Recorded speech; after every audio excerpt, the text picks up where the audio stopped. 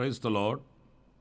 ప్రభు అయిన యేసుక్రీస్తు ప్రశస్త నామములో మీ అందరికీ మా హోసన్న మినిస్ట్రీస్ ద్వారా హృదయపూర్వకమైన వందనాలు తెలియపరుస్తున్నాను.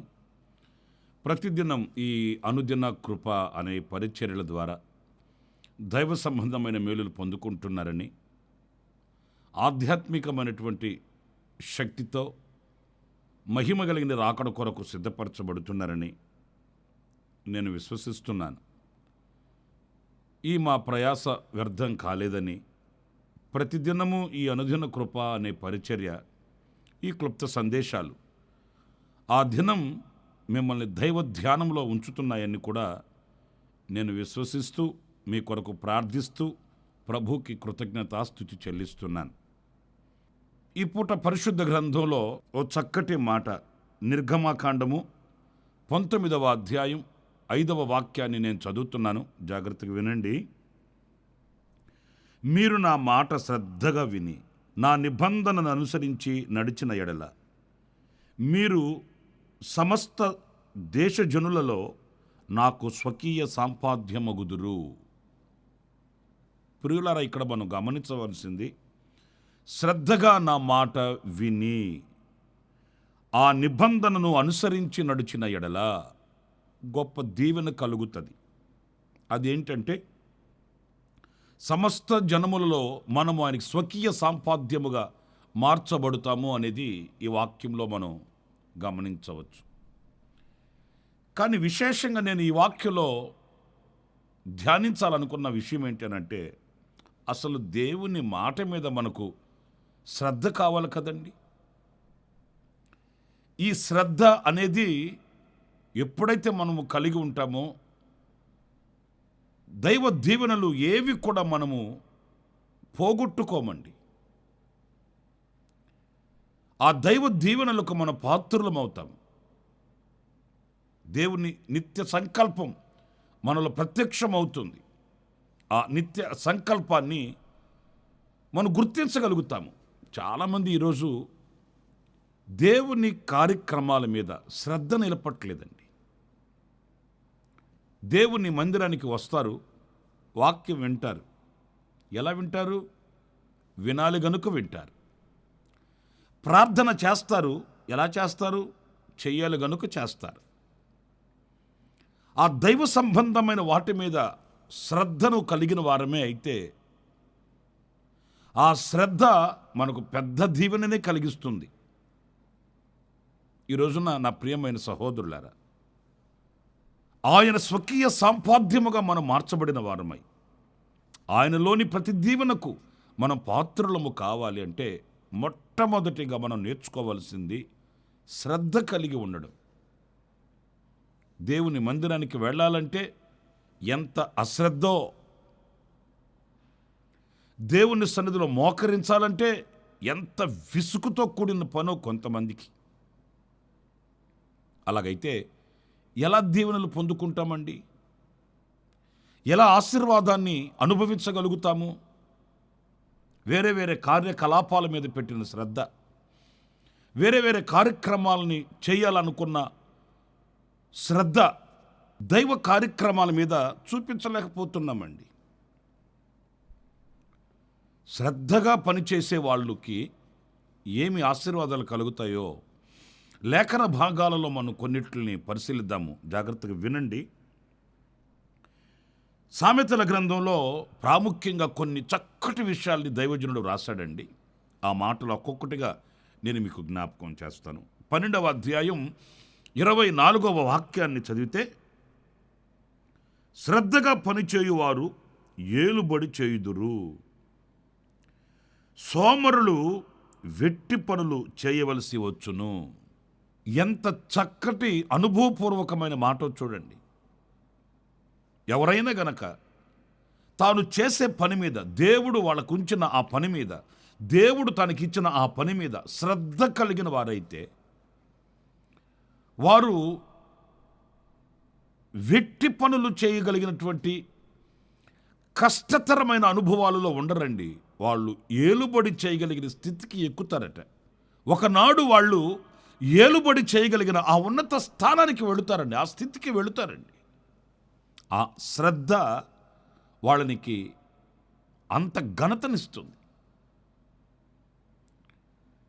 ఈ అశ్రద్ధ కలిగి విలువ లేకుండా, ఆ అనుగ్రహింపబడిన వాటి మీద మనసు లేకుండా నిర్లక్ష్య స్వభావంతో ఉంటారు కదండి, వాళ్ళు వెట్టి పనులు చేయవలసి వస్తుందంట. చూడండి, ఒక మాట చెప్తాను. అందరి తల్లిదండ్రులు పిల్లల్ని స్కూలుకు పంపిస్తారు, బడికి పంపిస్తారు. ఆ చదువు మీద శ్రద్ధ కలిగిన వ్యక్తి ఏమవుతాడు? చక్కగా చదువుకొని ఒక 10 మందిని నడిపించగలిగిన జ్ఞాన సంపద గలవాడవుతాడు, ఏలుబడి చేస్తాడు. ఆ చదువు మీద ఇంట్రెస్ట్ లేకుండా, శ్రద్ధ లేకుండా, ఆసక్తి లేకుండా ఆడుతూ పాడుతూ తిరిగిన వ్యక్తి ఉంటాడు. అతను ఏం చేస్తాడు? అతను బ్రతికెలా ఉంటుంది? వెట్టి పనులు చేయవలసి వస్తుంది. కూలీ నాలి చేసుకొని ఉదయం మొదలుకొని రాత్రి వరకు బండలు మోసి బండలు కొట్టి ఇలాంటి కూలీ నాలి పని చేసుకునే వ్యక్తులు మనం చూస్తుంటాము. అదేమి వాళ్ళు చేసిన పాపమో మనం చేసుకున్న పుణ్యమో కాదు, శ్రద్ధ నిలపలేదు అంతే. అదే వాళ్ళు కొంచెం గనక శ్రద్ధ నిలిపి కొంచెం జాగ్రత్తగా వాళ్ళు చదువుకొని ఉండుంటే ఎంత ఆశీర్వాదకరంగా ఉండేది. వాళ్ళ ఫ్యూచర్ ఎంత బ్రైట్గా ఉండేది, ఎంత ఆశీర్వాదకరంగా 10 మందికి ఉపాధి చూపించగలిగిన, ఆ ఏలుబడి చేయగలిగిన స్థితికి వచ్చేవాళ్ళు కదా. ఈరోజు నేను మీతో చెప్పగలిగింది, దైవ సంబంధమైన కార్యక్రమాలలో కూడా ఈ శ్రద్ధ మనకు ఉండాలండి. అప్పుడే ఒక ఉన్నత స్థితికి మనం ఎక్కగలుగుతాము, ఒక ఉన్నత స్థితికి మనం రాగలుగుతాము, సాక్షిగా బ్రతకగలుగుతామండి. కొంతమంది ఎన్నో సంవత్సరాలు అయి ఉంటుంది ప్రభువుని నమ్ముకొని, దేవునిని గురించి, ప్రభువుని గురించి ఒక 4 మాటలు చెప్పమంటే చెప్పలేరండి. ఎందుకని? శ్రద్ధ కలిగి విని, ఆ భక్తి మీద, దైవ శక్తి మీద శ్రద్ధ కలిగి, వివేకం కలిగి ఆ పని చేస్తే కదా. నా ప్రియమైన సహోదరులారా, శ్రద్ధగా పనిచేయు వ్యక్తి ఏలుబడి చేస్తాడు, ఉన్నత స్థితికి వస్తాడు. ఏదో బాధ్యత నెరవేర్చడం కాదండి, చేయమన్నారు దీన్ని చేస్తున్నాను అని కాదు. కొంతమంది అలాగ కూడా ఉంటారండి. వాళ్ళకి ఆ బాధ్యత నెరవేర్చేస్తే భారం దింపేసుకున్నట్లయిపోద్ది. ఈ పని చేయమన్నారండి, చెయ్యాలి కదండి, అంతేకాని ఈ పని చేయమన్నారు అనే ఒక శ్రద్ధతో దానిని సంతోషంగా చేయడం, ప్రతిఫలాన్ని పొందుకోవడం, నాయకులైన వాళ్ళ దగ్గర మంచి సాక్ష్యాన్ని పొందడం, ఇలాంటివి దూరం అయిపోతున్నాయండి. కనుక నా ప్రియ సహోదరులారా, శ్రద్ధగా పనిచేయువాడు ఏలుబడి చేస్తాడు. మరొక మాట ఈ సామెతల గ్రంథంలోని మనం చదివితే, ఆ మాట 10వ అధ్యాయము 4వ వాక్యంలో మనం చదువుతామండి. బద్ధకముగా పనిచేయువాడు దరిద్రుడగును, శ్రద్ధ గలవాడు ఐశ్వర్యవంతుడగును. జ్ఞాని అని సొలొమోను మాటలన్నీ అనుభవపూర్వకమైనవండి. ఎందుకంటే దేవుని దగ్గర జ్ఞానాన్ని పొందుకొని అన్నిటిని వివేచించిన వ్యక్తి కదా. అందుచేత బద్ధకంగా పనిచేయడం, నేను చెప్పాను కదండి, ఆశ ఉండి లేనట్లుగా చెయ్యాలి గనుక ఇంట్రెస్ట్ లేకపోయినా చేయడం,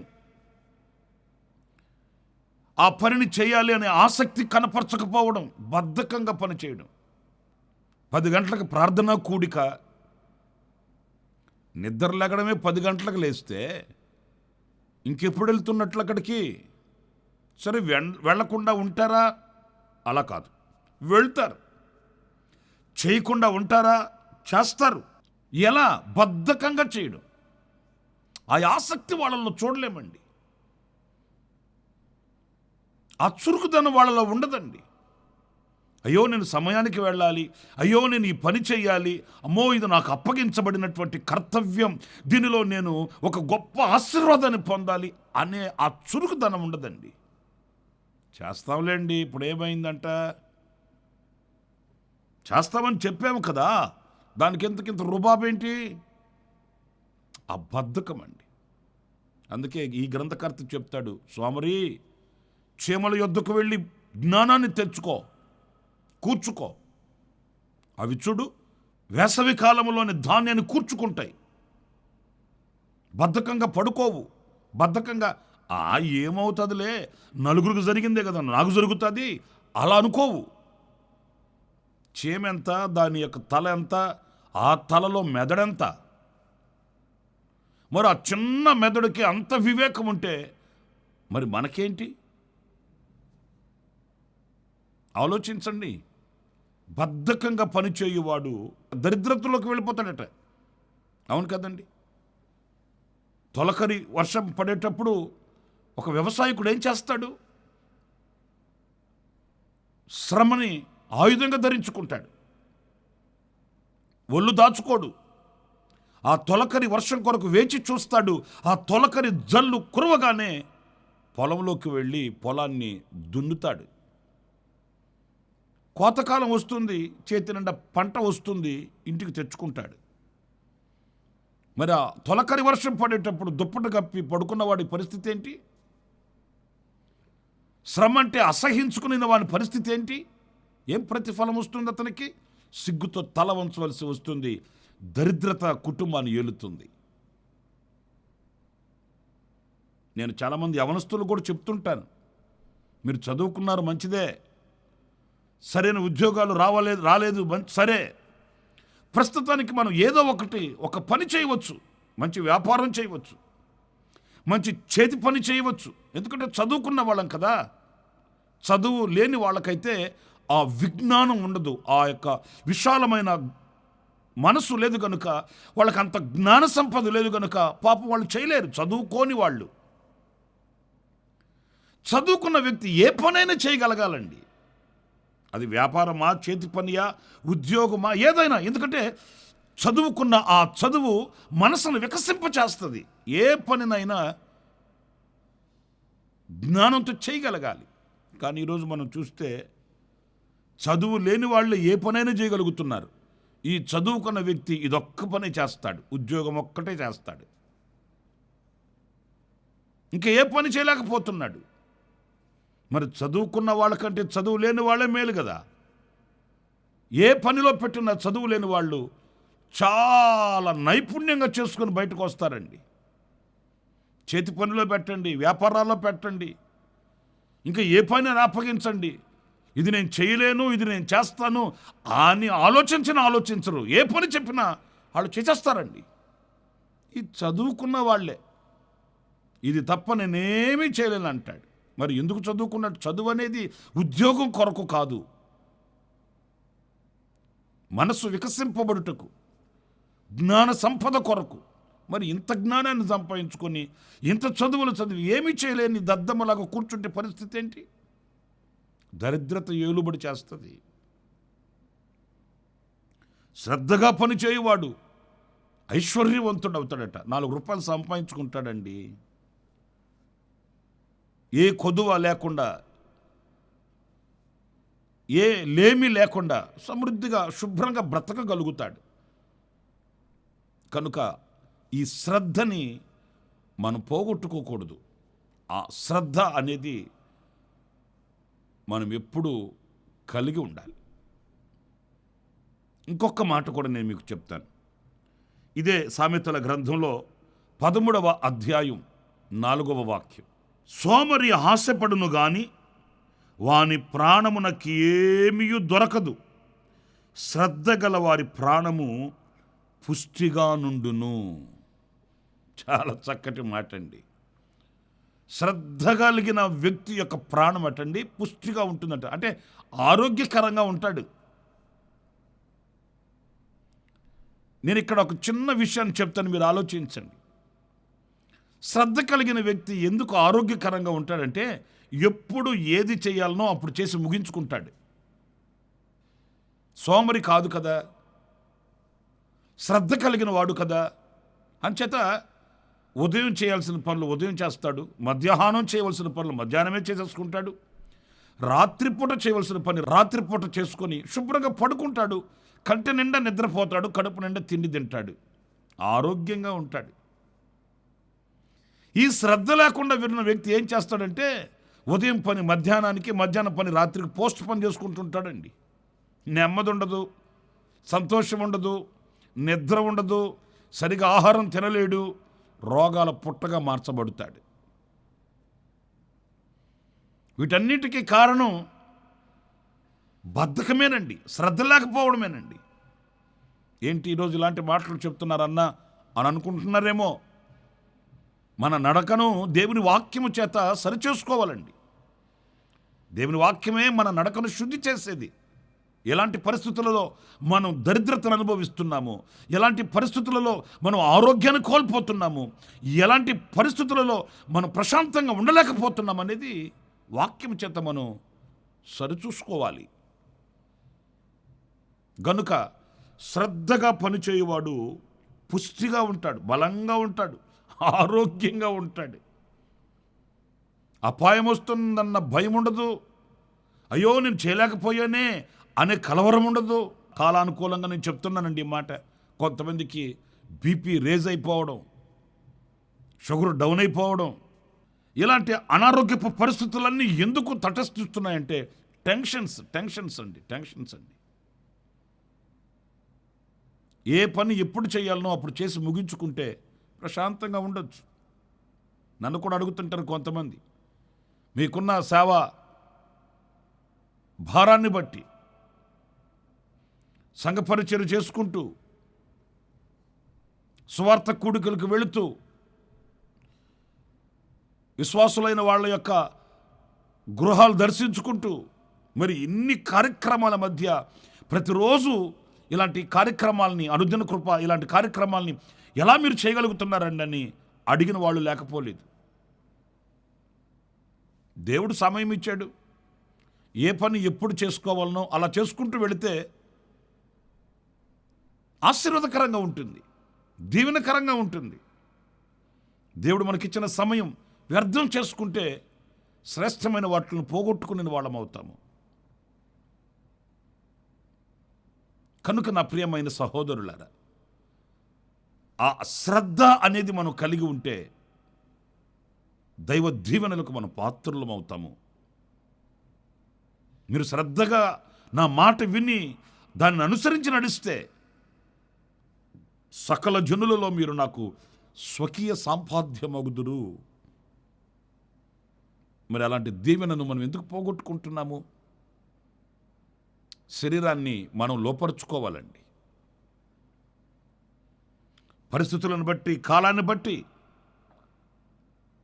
మనం దైవ కృపను పొందుకొని, శక్తిని పొందుకొని ఏ కార్యము కూడా అశ్రద్ధతో కాకుండా శ్రద్ధాభక్తులతో మనం చేసిన నాడే గొప్ప దీవెనకు మన పాత్రులం అవుతాం. అలాంటి కృప దేవుడు మనందరికీ అనుగ్రహించునుగాక. ఆమేన్. ప్రార్థన చేస్తాను. ఆశ్చర్యకరుడైన తండ్రి, జీవాధిపతి అయిన ప్రభు, మీకు వందనాలు. శ్రద్ధగా పనిచేయు వానికి, శ్రద్ధ కలిగిన వ్యక్తికి కలిగే దీవెనలు ఎలాంటివో మీ వాక్యములో నుంచి మేము గ్రహిస్తూ వచ్చాము. ఆ రీతిగా మమ్మల్ని ఆయుత్తపరచండి. మాలో ఉన్న నిర్లక్ష్య స్వభావాన్ని, అశ్రద్ధను కలిగించే అనుభవాల్ని తొలగిపోవాలని మేము ఆశిస్తున్నాము నాయన. మీ కృప మా మీద సమృద్ధిగా ఉంచండి, మీ శక్తిని మా మీద కుమ్మరించండి, బలవంతులుగా మమ్మల్ని మార్చండి. మేము ఆరోగ్యవంతులమై, పుష్టి కలిగిన వారమై, ఐశ్వర్యవంతులమై, ఏలుబడి చేయవారమై నీ నామ ఘనత కొరకు మేము బ్రతుకుటకు సహాయం చేయమని. ఇదిగో ఈ మాటలు వింటున్న వారిలో ఎవరిలోనైనా ఇలాంటి అశ్రద్ధ, నిర్లక్ష్య స్వభావం, బద్ధకము ఇలాంటివి ఏమైనా వాళ్ళ ఆశీర్వాదానికి ఆటంకాలుగా ఉంటే వాటిని తొలగించండి. మీ దీవెనకు పాత్రులుగా చేయమని మీ పాద పద్మానికి ఒక్కొక్కరిని అప్పగించుకుంటూ యేసు నామములో ప్రార్థించి వేడుకొనుచున్నాను తండ్రి. ఆమెన్. ఆమెన్. ప్రభు మిమ్మల్ని ఆశీర్వదించి దీవించునుగాక. ఈ దినమంతా విశేషమైన కృప నా దేవుడు సమృద్ధిగా మీకు అనుగ్రహించునుగాక. ఆమెన్. అనుదిన కృపాను సందేశాల కొరకు ఇంకా మరిన్ని ఆత్మ సంబంధమైన సందేశాల కొరకు ఈ మా యూట్యూబ్ ఛానల్ ని సబ్స్క్రైబ్ చేసుకోండి. Pastor Ramesh Kosanna ministries.